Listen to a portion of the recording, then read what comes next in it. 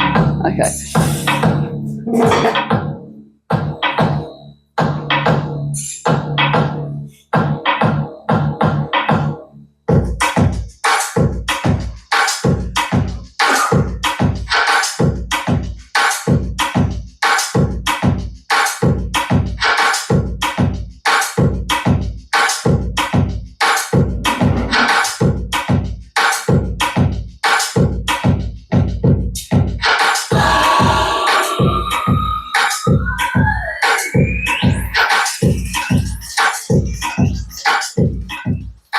Hello. We finally got it working. Firstly, thank you for having me. It's actually quite nice to be back in university setting. Haven't been here for a long time. So I will just get cracking. So I'm going to have to do like switch screens. Okay, is that going to work? So yeah, hi. I'm Kellyanna. I'm an artist and designer, still trying to figure out kind of what to call myself even now. Illustrator, I do everything from product, sculpture, installation, basically anything I can get my hands on and put colour to.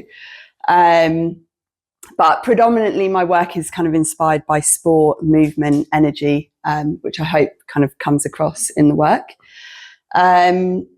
Today, I kind of want to talk you through just my journey, basically, from when I left uni. So yeah, I'm going to start from the very beginning, which is, yeah, the warm-up.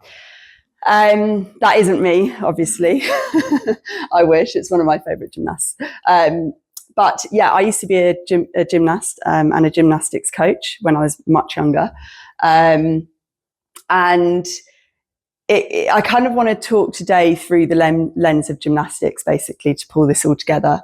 But the warm-up, this was kind of, I often notice like parallels between the illustration world and gymnastics. So yeah, going back to the beginning, the warm-up.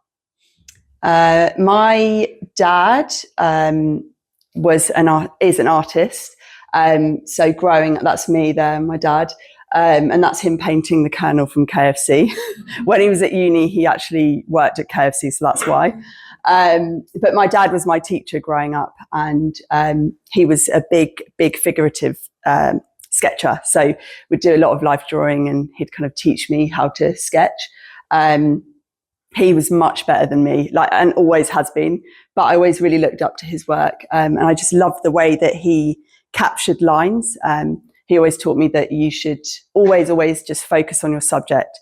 And when I was younger, if I'd stare down at my paper for too long, he would literally rip the paper away and tell me to start again, because he always said the subject is the most important part, not your paper. And so I kind of took that from, a very young age, sketching. And my family are also ballroom and Latin dancers. It's how my mum and dad met. That's my dad there, and that was him as a young boy as well. That's my brother. I always laugh because my brother said, you're only allowed to show this if you make it black and white, because he had so much fake tan on. So yeah, what I would do, from a very young age, I would go to these competitions and I would compete, and then I'd take my sketchbook and I would kind of record the dancers moving around the floor. So it was almost like my very early kind of entry into capturing movement. I don't have any of the sketches back then because my mum threw out everything. My dad's a hoarder and she's not, so she chucks everything out. But so unfortunately, I don't have any of that.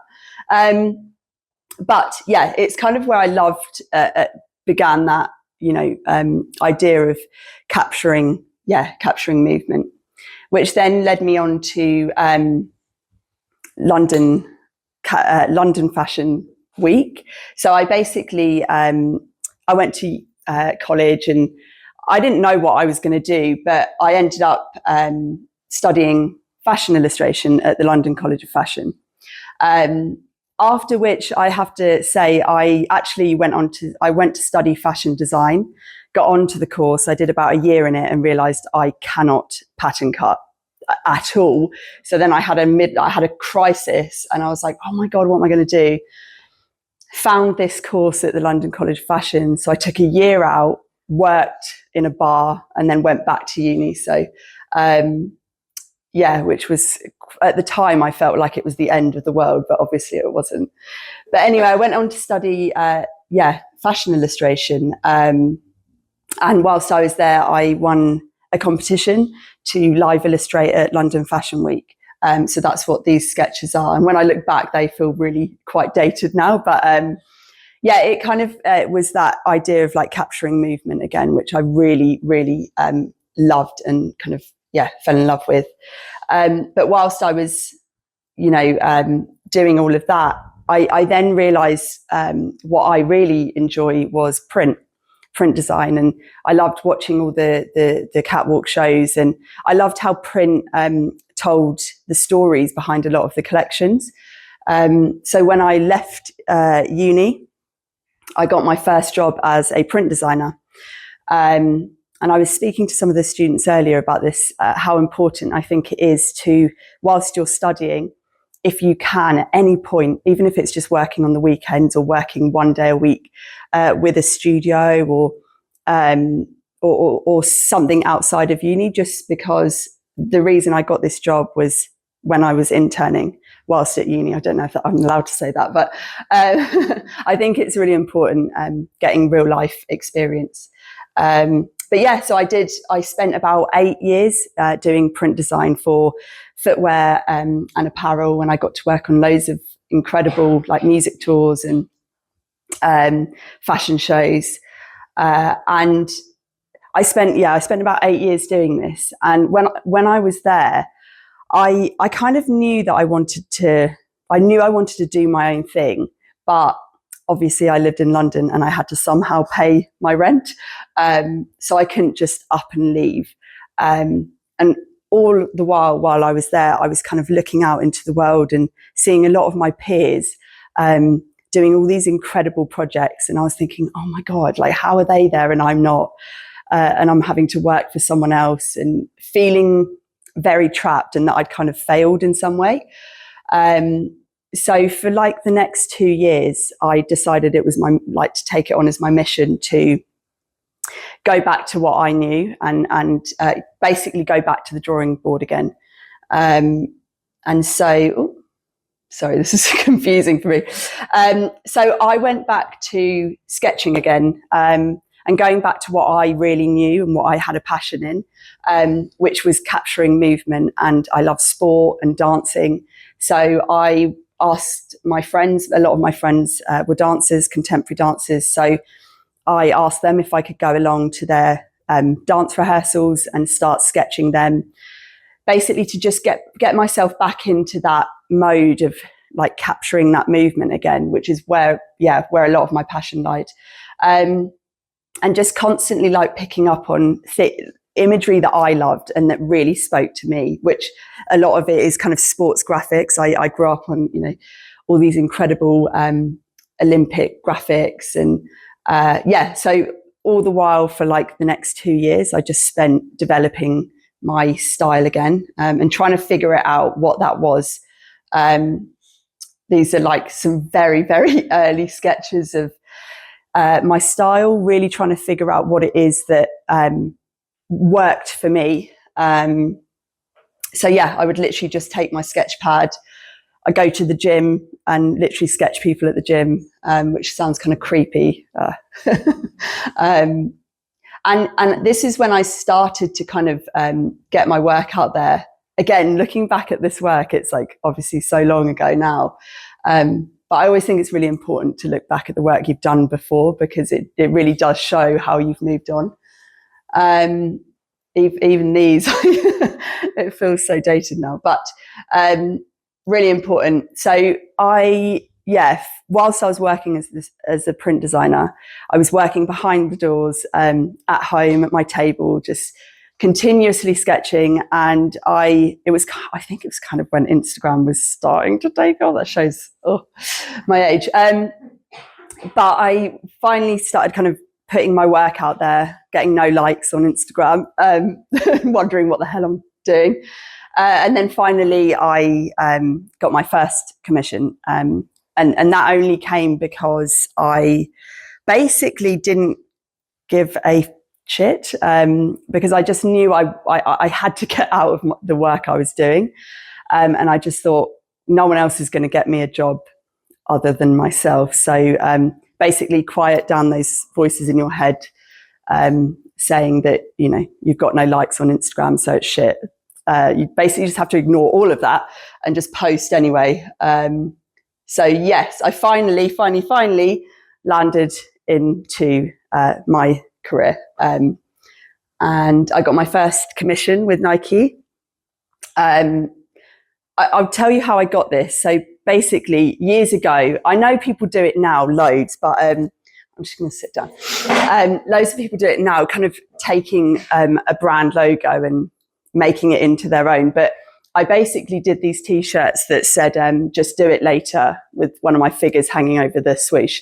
And I decided to sell those on my own website. And then I got a DM on Instagram from one of the girls at Nike, and she was like, we want you to come into our offices. And I was like, shit, oh my God, I'm actually going to get sued, because I was selling the Nike swoosh on my website. Like, when I think about that now, I'm like, God, you were brave. But they called me into their offices, and weirdly, two of the girls were wearing that T-shirt. I was like, this is really fucked up. What's going on? And they were like, look, we love what you're doing. We would like for you to take over our women's store. And I was like, okay, for you. So that was the first, the first project, which was to take over the London women's store for International Women's Day. And this was like my kind of first intro into like collaboration, and how that kind of works. So I'm just going to have to go try to do this. Hold on. There we go. So the project was called Never Tame Your Game. Well, that's the concept that I came up with.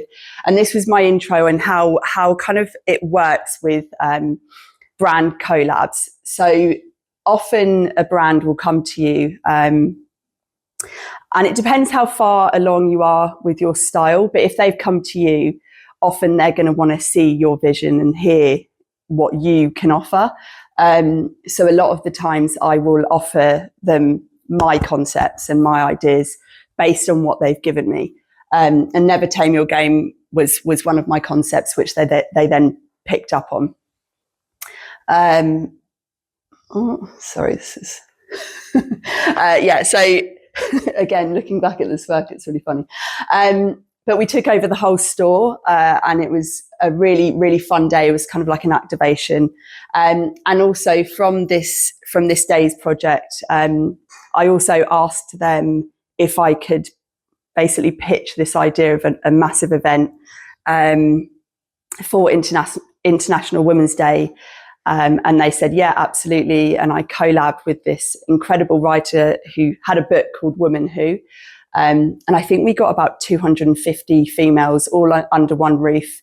We did screen printing, we did talks, and Nike paid for it all.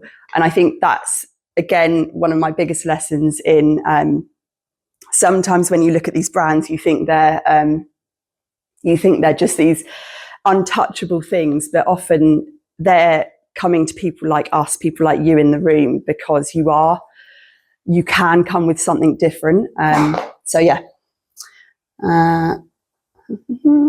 then that led on to one of my first collections with Nike. It was called London Through My Eyes. And I was asked to design a running trainer and some apparel. And this is kind of where I felt quite lucky to have, even though I felt quite behind when I was working in print design for like 8-9 years. I felt very behind with all my peers. This is where I really learned that actually, even though I was in a job that I was almost looking out of, I didn't realize at the time how lucky I was, in that I learned everything from, sketching a product and getting that product right through to having a physical piece. And that became really, really valuable. So whatever job you end up doing, just know that there will be something within that job, in the agency you go to work at, or even in a shop. There'll be something about that job that will help you later on. Sorry. So yes, progress isn't always visible, but it's always happening. This is one of the biggest things I've learned in my career so far. The vault. Sorry. So yeah, launching into your career kind of feels like you're propelling yourself into an uncertain tumble. The landing can be very rocky, but I finally got there, and I basically just went for it after that. I decided to leave my job. Had barely any money to my name, but I thought it's now or never. I think I was like 29 at that point. So just to give you an example of when you leave uni, it's not over if you don't get your dream job in the first year. So I basically, after that, I took on everything I could. I took on exhibitions. I designed ping pong tables. I designed my own clothing. Basically anything I could do to get my work out into the world, I did it. And yeah, I think that's kind of what would start to get my new work. It's kind of what Joey was saying. I was watching other people do murals, and I was like, I want to do murals. So how do I do a mural? Well, I make sure that I have the space to do a mural so that other people and brands can see that I'm a mural artist. And that's what I think one of my best bits of advice to give you is, if you want to be a ceramicist, you've got to show the world that you are a ceramicist, so that they can go, okay, Kellyanna, ceramicist, and that people can put it together. And it makes it much easier for brands and agencies to pinpoint you. So yeah, align your voice with the opportunities you want. And I think this is really, really important in a world that's very saturated, especially now, especially us all being online, and it's very, very overwhelming when you look out into the world. I think the best thing you can do is look inside you and go, what are your passions? Like, stop looking out at the world and going, okay, sport's really on trend right now, I'm going to do illustration to do with sport, I'm going to do graphic to do with sport. If you're not a sports person, don't do that. I really do believe, go into yourself and figure out what you really like. Like Joey loves food. I mean, amazing. She just likes to watch food. So I think really aligning your voice with what you want, and it'll be much easier and you'll have a lot more fun doing that. So yeah, I'll just talk you through some of the projects. So this was for another I guess spin, I don't know what you call it. Basically the Women's World Cup. I wanted to be a part of this. So I decided to do my own t-shirts for it, because I wanted to be at all the like kind of the watching games and stuff. I just wanted to do them for myself. So I asked my agent, I was like, Kevin, how much trouble would I get in if I did a Women's World Cup t-shirt? Say, I don't know, say if I printed 250 of them. And he was like, look, just do it. Keep it on the down low. Basically, my agent works a lot in collabs, but he also used to work brand side as a lawyer. And he told me that he basically was like, look, all they'll do is max give you a slap on the wrist and tell you to take it down, and you'll pay them some money. I was like, okay, fuck it, I'm going to do it. So yeah, I did it. And he said, look, just do it, and just do it on the down low, put it on Instagram. Anyway, I did it, and they sold and they did really well. But unfortunately, I did not keep it on the down low, and it ended up on Sky Sports News. I don't know if this is going to play.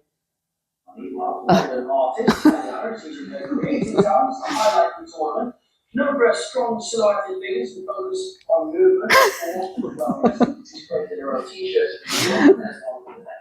Yeah, so I did not keep that on the down low. My agent called me and was like, Kelly, for fuck's sake, you can't. But luckily, no one from Women's World Cup got in touch. So I don't know. I think I got away with that one. But yes, so kind of doing those things. I really love women's football now. This was actually one of the first jobs I got in women's football, which was for Chelsea. And I got to design the banner for one of the games, which was really fun. And I think I wanted to be in that world. And as soon as you sort of put yourself in, again, as Joey said, it really does make a difference, because you basically make it easy for someone and a brand to be like, oh, I get that, sport, da da da. Again, if you want to be an illustrator and you want to work commercially, I'm just thinking more commercial, but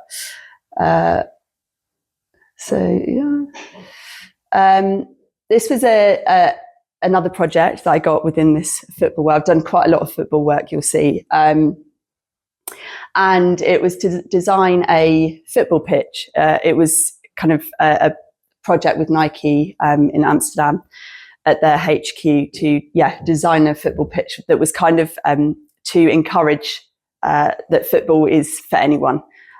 So I called the project One Football. Hold on. I don't know.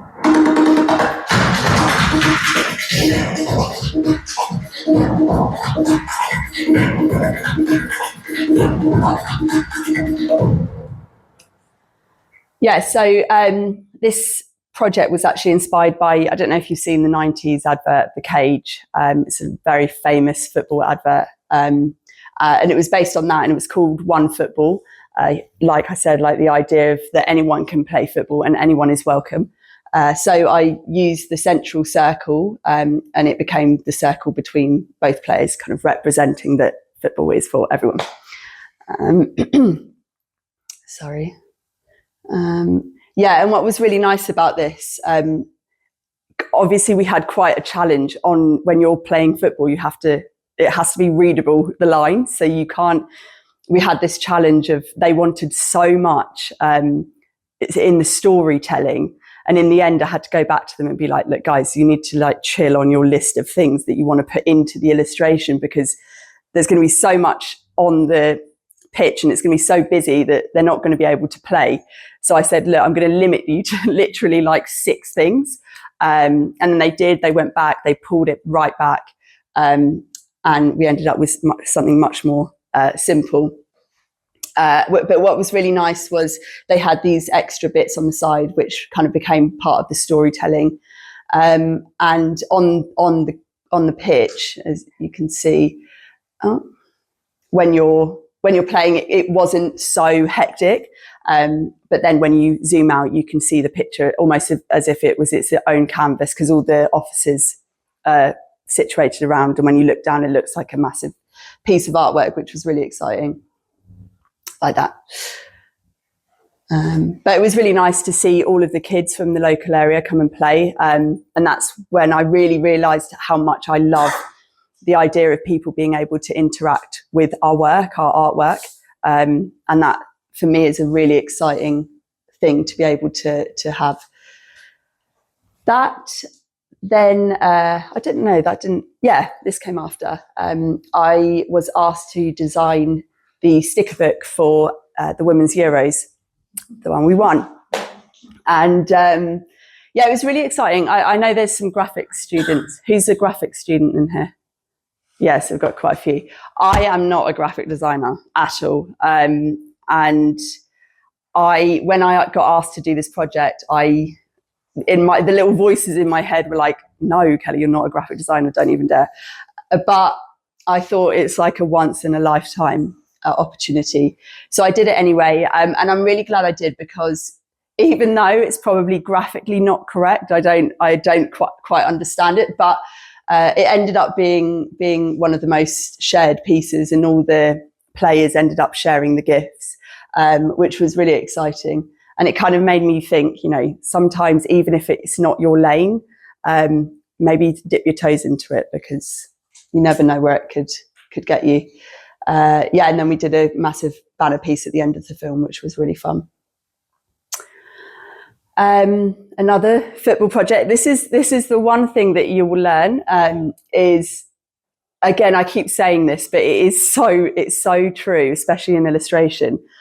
Once you are in a world, it really does make it easy. Once you've got your style, and I know style is a massive thing within illustration. Once you're in your style and you kind of figure out the world you want to be in, it is honestly much easier for brands to find you. So I do think that's quite important. So yeah, this was for the London 24 finals. It was in Trafalgar Square, so it was a massive activation. And we did T-shirts, we did gifts, we did like photo booth sessions, which was really exciting. But this, you'll find this as well. With the agency I worked with on this, they were like, right, we need you to create this world in which like you have all of the football pictures from all over Europe. And I was like, okay, cool. And they were like, but you're not allowed to show any of the football pictures. You're not allowed to show any of any football pitch. And I was like, okay. So you want me to put the football pictures in, but I'm not allowed to show the football pictures. I was like, what are you even talking about? But that's often what you'll find because of obviously of usage and licensing. Sometimes you can't show a football pitch as the football pitch.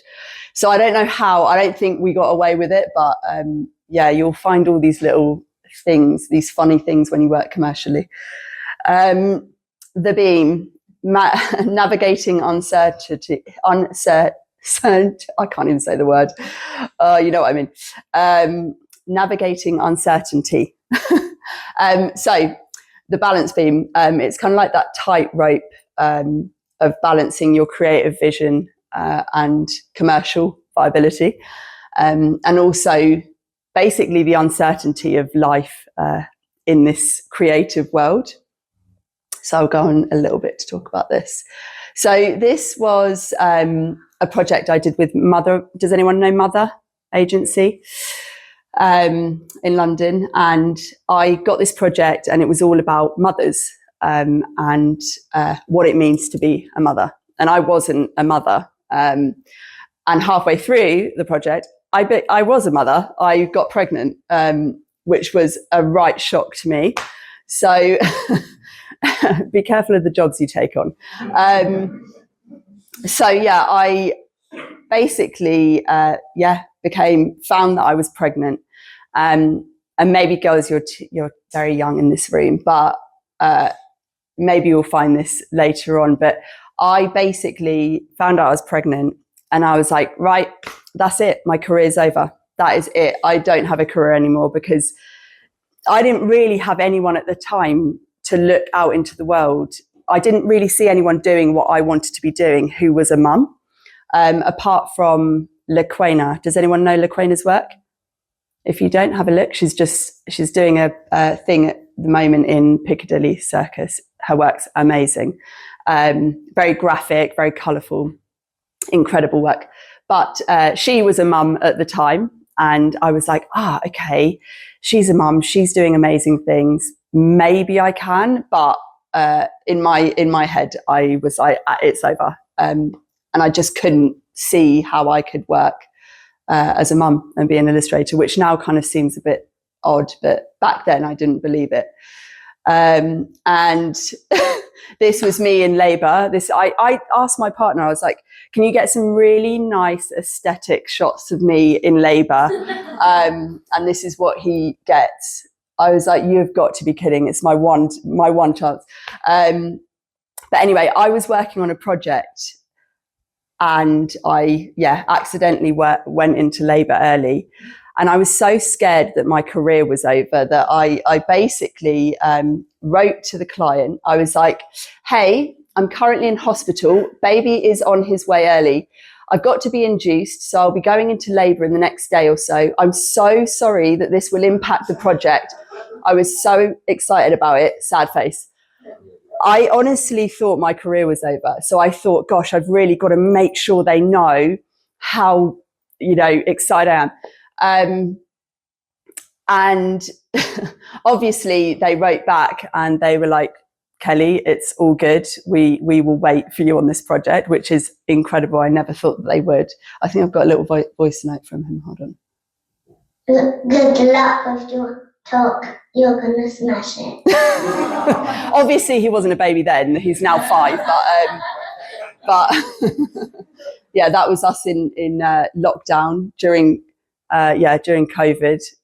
Giving birth in a lockdown was fun, but yeah, the project came out, and it was in Paddington, and yeah, I worked during nap times and hospital visits, and the client were actually incredible, and they were kind of worked around me, and yeah, it came out, and it was this massive piece, which was really exciting. And that's me and Noah. We went to the piece because obviously we created it together, so I had to take him to see it.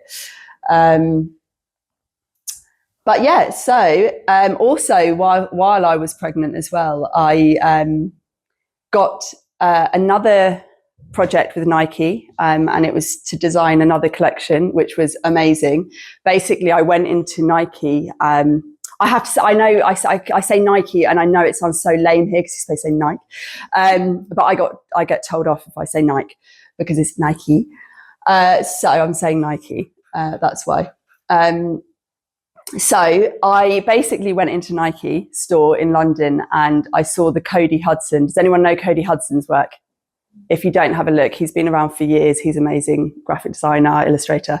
And I saw a collection he'd done, and I was like, oh my gosh, that is so cool. And he even had his name on the garments, and I was like, whoa.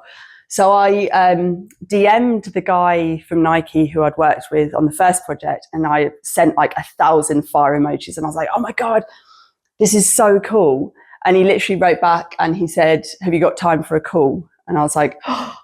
And it was the call to do my own collection. So yeah.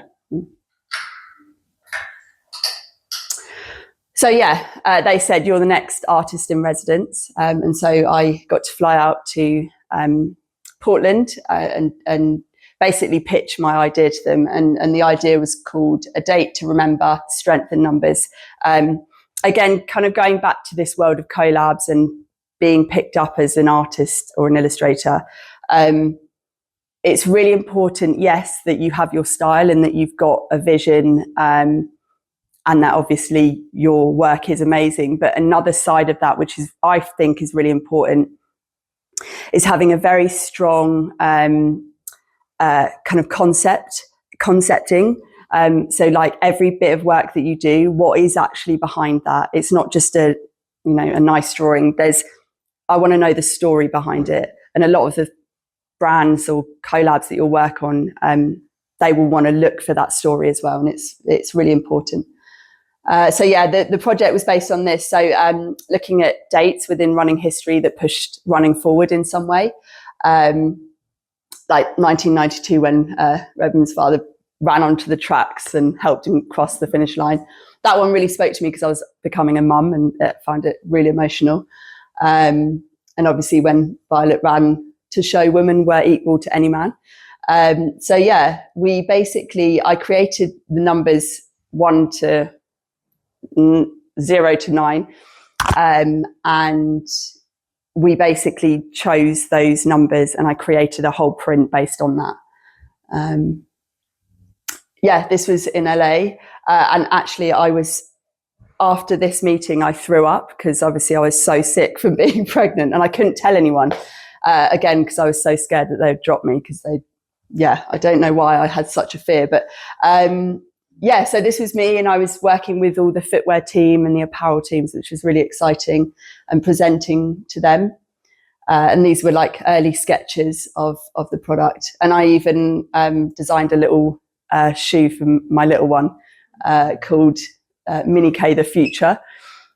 And they were actually going to produce it, but then they came back and said we can't. So that was annoying. But yeah, this was the project. And yeah, it's called Run Past the Future. And actually the project down the arm has all the dates, and I still get people today messaging me being like, what do those dates mean? Which is quite nice. I quite like that people don't have a clue what it is. So yeah, and it was really nice. It got picked up all over the world, which was really exciting. It's something I find really, really fascinating with what we do. You know, you could be drawing something on your desk one day and it's on Justin Timberlake the next. My mate messaged me and it was like 3 a.m. She was like, oh my God, Kelly, Justin's wearing your top. And I was like, who's Justin?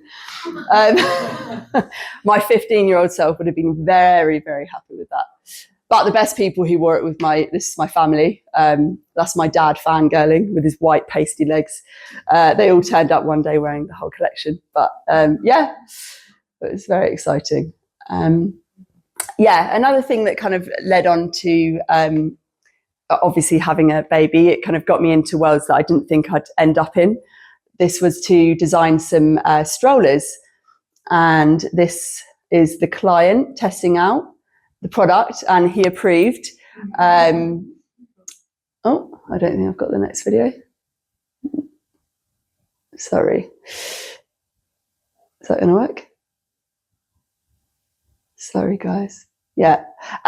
So yeah, it was really exciting to kind of, you know, see your work on lots of different products. And I think when you've got such a, when you have a style, I think it's really exciting to be able to go, okay, maybe I know what my style is, or, you know, what kind of world I want to be in, but to be able to play with it and put it on different products is always really fun. I think experimenting with that is a good idea.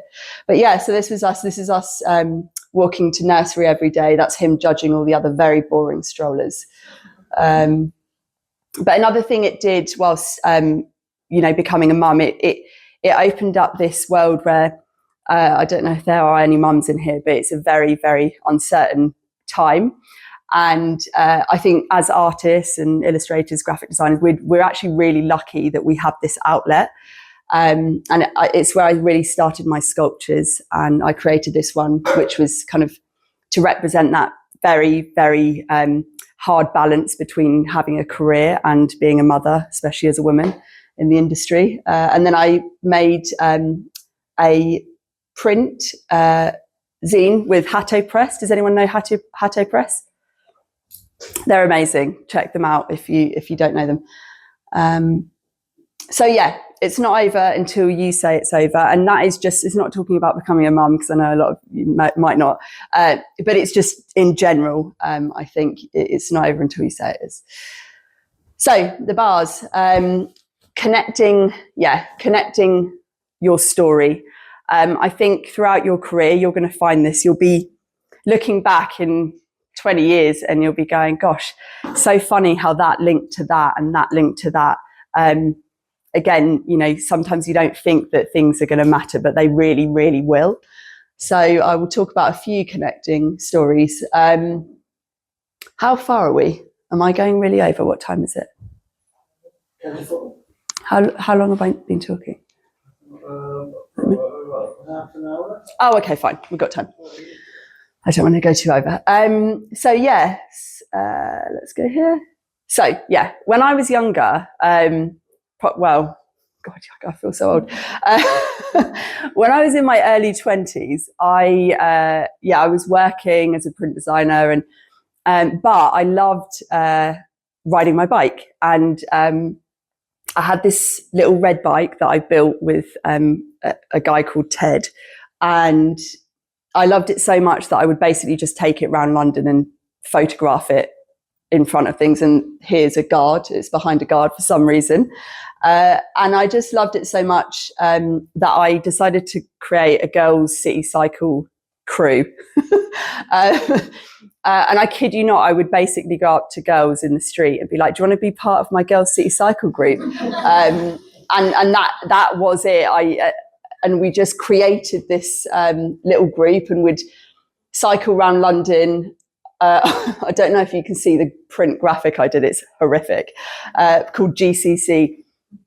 But yeah, we'd basically cycle around the city, get together. It kind of just became this little community.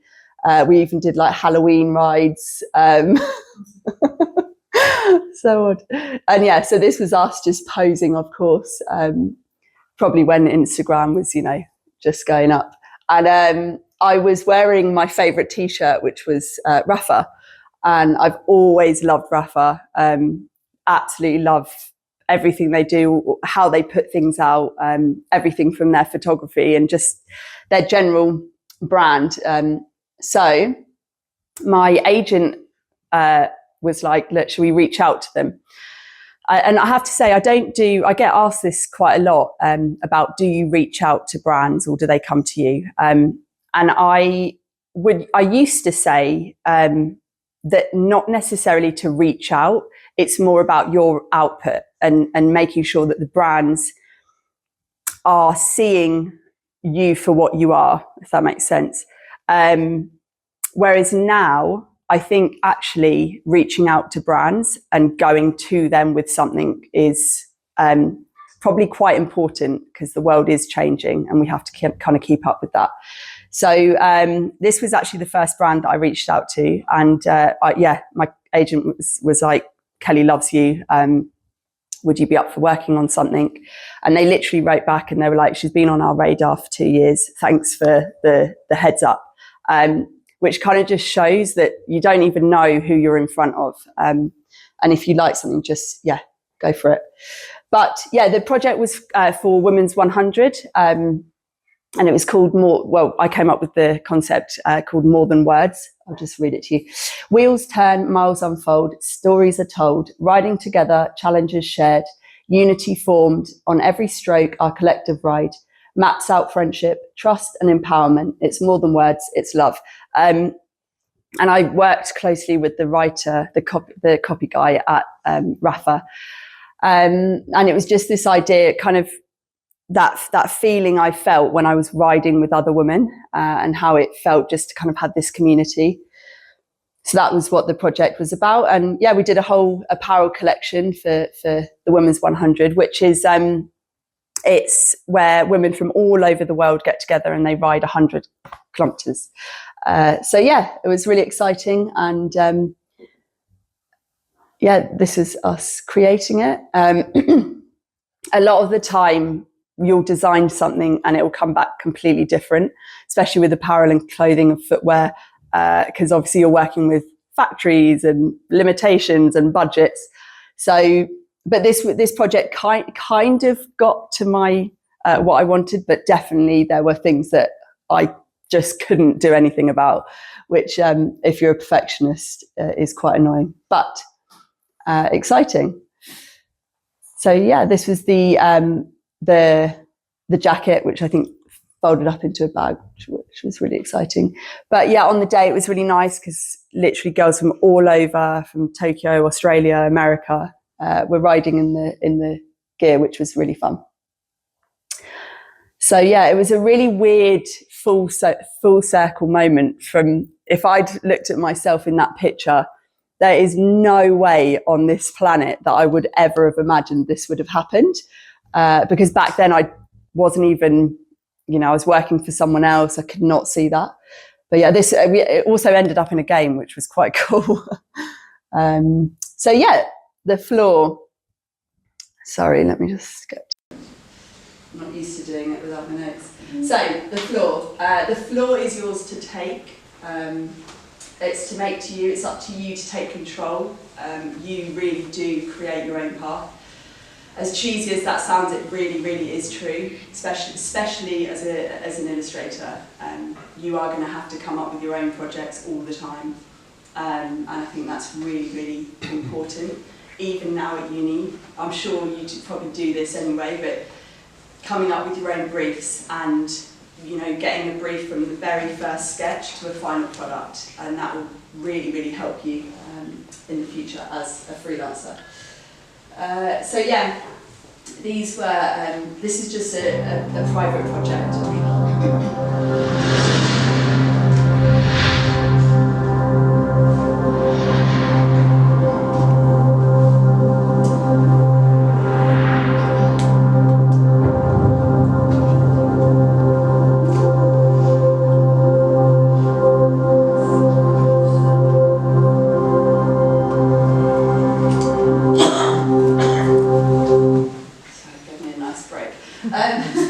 This was a nice project I did with this 3D artist. He's amazing, and I basically just reached out to him and I was like, look, I really want to start working a lot more on sculpture. And so we worked together and we collabed. And this particular one has gotten me so much work, just because it was something that, I had this vision, and once I put that out, then a lot of the time I see it on the mood boards of brands that get in touch. So again, private work will often get you more of the work, rather, you know, other than working with loads of clients and brands. Because often when you do it your own project, it really is only your voice speaking. Whereas when you're just showing work that you've done for other brands and clients, you're seeing their voice as well, which sometimes mutes your work a little bit. When they're like, make the logo bigger, make it purple, make it everything. So, yeah, the reason I say the floor is yours is because you literally you can do anything you like. I decided that, so I was kind of getting annoyed that my figures wouldn't fit into certain spaces. So I went back to the drawing board, and a lot of my work started off with paper collage. And I kind of gave myself this kind of restrictive like square to work in, and I started doing paper collage, which kind of ended up in these forms. And then I was like, oh, this would be really fun as a sculpture. So I worked with a woodworking guy, and he made these sculptures for me. I've been trying to do a puzzle for about 2 years now. It hasn't happened, but maybe one day I'll make a puzzle from it. But yeah, I did it because I wanted to do it. I didn't have any reason to do it. I didn't have a client to work to. I just loved the idea of it. Yeah, it's these kind of fun ones, which are obviously the very first adaptations of it. But weirdly, that then got me this next job. Men. When it comes to engineers, only 15.7% are women. By the time they're 13, kids pick their favourite subjects, closing some career paths for good. It should come as no surprise that girls are less likely to follow that path if all they see is men, and more men. We all need someone to look up to. Sorry, men. We love you. Yeah, I basically got a project, and they wanted me to create a sculpture, and I was thinking, I was like, okay, they know my work, they'd never seen that work before, the new work, and I was like, oh, do I maybe present this new work to them? But obviously I was really scared, so I was like, I wanted this job, so I didn't want to like put them off, but they loved it, and I presented it, and they ended up going for this. But there were a lot of restrictions. We wanted to do this in steel, but the floor was glass. So we had weight restrictions, and we also had a budget restriction. That is the one thing you're going to find how annoying our industry is budgets. Oh, so annoying. Like, you want to do all these amazing things, and they're like, yeah, we have like 2p. It's like, oh. So a lot of what you're going to have to do as a creative is go, okay, how can we work around this and still make it fun and exciting? So yeah, we did this very fun sculpture to kind of inspire younger girls into engineering, and it was really exciting to see these young girls like looking up at the sculpture and seeing that, you know, maybe becoming an engineer is also possible for them, and also just to show young girls that, you know, I'm an artist and I'm doing these things. Which years ago probably wouldn't have been so visible. Yeah, I'll just talk you through a little exhibition I did literally in September in somewhere in Europe. Oh, that's really bad. But anyway, yeah, I was asked to take over a little space, and it was actually supposed to be Seb Curie. Does anyone know his work? I'm sure you know his work. Sebastian Curie. He's an incredible illustrator, he's also an animator. If you don't know his work, check him out, he's amazing. He was supposed to do it, but he pulled out because he just had a baby, and they were like, hey, do you want to do this show? You've got 6 weeks. And I was like, yeah, fuck it, let's do it. So yeah, it was just a really fun space, and I was just able to do whatever I wanted basically, and I was like, oh, let's just have some fun with it. And the guy that ran it is, he does animation. So we worked on all these really cool animations for it. And I got to work on sculpture again, which was really fun. Something that I just love doing. It's so undeveloped at the moment. You know, when you look at your work and you're like, I know where this could get to, but it's so not there yet. So I feel like I'm there with it. But anyway, what I love about what we do is that it can just take you to all these different random spaces. And this was where we built the sculpture. It was, they basically make loads of sculptures and set builds for all of the films you watch, basically. So I just love their studio. Like, I went and there was just like this, in the top left corner, there was just this amazing shot with this girl with the like trophy, I don't know what that was. In the bottom left, it's like a studio filled with men. So they like had their little keys and they'd put drawn little house logos underneath it to show they're their house keys, which was really fun. They had a really nice lady on a bike. There was quite a cool spray painted piece there, which I thought I could get tattooed. I just love the fact that you go, as artists, like you get to go and experience all these different places and setups, but it was really fun. And then this is where we made it. You can see where they're building it here. This piece is massive. It's like life size, which was really fun. And it's just quite nice to see how it's all built. So I don't know. But the funniest thing is, so each piece is connected to the next piece, if that makes sense. So everything slots into the other or twists onto the body. And I love that idea that it almost becomes a bit of a puzzle and a collage piece. And when they were fitting it, I kid you not, the guy, he put the figure in, and he was screwing on the boobs, and he was like, you should have made them bigger. I was like, cool, thanks. It's just so funny working with these men.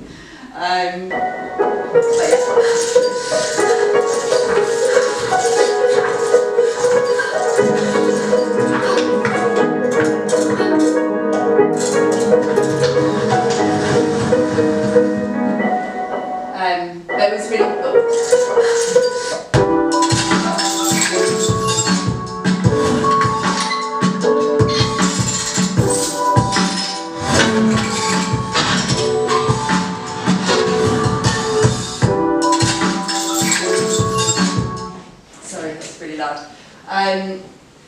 so we got to work on also other things, which was really exciting, which were like VR posters. Has anyone ever done the VR posters? They're really fun. I love them. And so, it's really exciting to be able to collab, and that's kind of what Joe was saying as well, how important it is to work alongside your peers. Like, if you're an illustrator, go and work with a graphic designer and do a poster. Like, it's really important to learn how to see your work in different areas. I'm nearly finished. I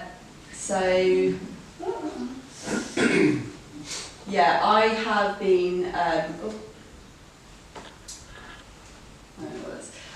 So I've been working for like the last 10 years with a paint company called LeFranc Bourgeois. They've been around literally for years and years. Sorry, let me go to a minute. They've been around since 1720. They provided paints for Matisse, Picasso, all of that. We've just been working together for years, and they provided me with paint, and I just love their paint. They do a lot of vinyl colours, which is really fun, and it kind of works across lots of different mediums, which is what I do in product. It works on ceramic and lots of different things. And they contacted me and they were like, look, we want to give you your own paint colour. So I have my own paint colour, which is called Bleu, Kellyanna. It was me and 4 other artists, and all the other artists named their things like Californian Pink and like Secura, I don't know what it was. But I was like, if I'm going to have my own paint colour, I'm going to have my name on it. And apparently this won't happen again, because paint colours are it takes so much work to create these new colours that they told us they won't be doing it again. Which I was really sad about, because I was like, this could be such a thing for artists to have, to have their own colour. But it's really exciting. These are some of the other colours, which is very, very exciting. And it was really nice because we got to go to the factories. And what was really nice about this factory, they have so many robots in the factory, but actually where they, that's me getting really excited that we created colour, but where they actually, in the chemist, where they make the colours, it's actually mind-blowing. A lot of all the tools they use are from 1720, like the velocity, I don't know how you say it, but yeah, all of the equipment they use is from that time, which I found really, really beautiful. But yeah, that's that. And then it was really fun because they got me out to Paris to paint the window, which was in front of the Notre Dame, which was quite nerve-wracking. And yeah, so we painted the windows, which was a really nice experience. I don't know if any of you painted a circle freehand, but that was very nerve-wracking. Yeah. So yeah, last section, make your own mark, and this is kind of all about how important I think it is to the importance of mark making, which has kind of been something that I've always gone back to and is really important in everything we do. So, sorry. Yeah, I kind of made it my mission to just constantly keep exploring with different materials and, you know, different ways of getting my work and exploring with my work. I know I've banged on about style, but I think it's important to have style, but it's also super, super important that you are continuously experimenting. And there's going to be things that look awful, you just have to keep pushing it and keep going back to the drawing board, literally. And I'll get obsessed with something. I get really bored, and I know some of you in here are the same. Like, you'll be like, I want this style, but I get really bored and I want to move on to something else, which I also think is really fine. I think as long as you've got some sort of style, but you know, it's really important to keep experimenting. And I've become very obsessed with things. Like, I spent about 6 months just ripping up canvas and rolling ink on these bits of canvas. I became obsessed with charcoal, and I spent about 6 months just only working with charcoal. Got bored of that, moved on to something else. But like, I got really obsessed with doing these charcoal birds. And I'd never done birds before, but then that ended up going into my graphic work, and it kind of now is quite a part of my work. So I think it's really important for our own practice. Yeah, and I kind of do these. Yeah, I got really obsessed with charcoal, which was quite fun. And I made a project, because obviously I do a lot of these in a week, and I was like, what am I going to do with all these studies? So I decided to create a project called Untitled, which is where I basically sell a piece of one of my studies, and it's kind of a more accessible way to get an original of my work, where it's a bit less than an actual original, but you don't know what you're getting in the post, so it's kind of almost like a gift from me to you, and it's a surprise. So yeah, which was quite nice because it's a way to kind of sell my work and make some money, basically. Because as artists, you need to make some money. But yeah, these were quite fun. I actually went to Tokyo and I went to like a type exhibition. They had like these massive paintbrushes, and it just like really inspired me, and I just started rolling and I spent about a year doing these. But weirdly, one of these ended up in Sotheby's for auction, and yeah, it ended up in Sotheby's, which is mental because it's a scrap of canvas, and actually on the back of that canvas is a really, really bad bit of artwork. So whoever bought that has got two for the price of one. But like I say, you never know where your work's going to end up. You know, just maybe drawing something on your table, and you never know, the next it could end up in New York on a massive screen. You really never know. So yeah, my last note is keep exploring.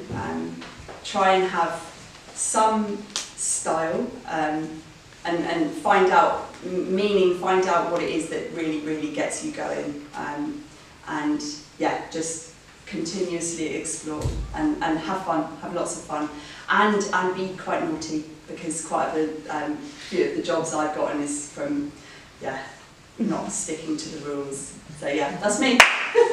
Done.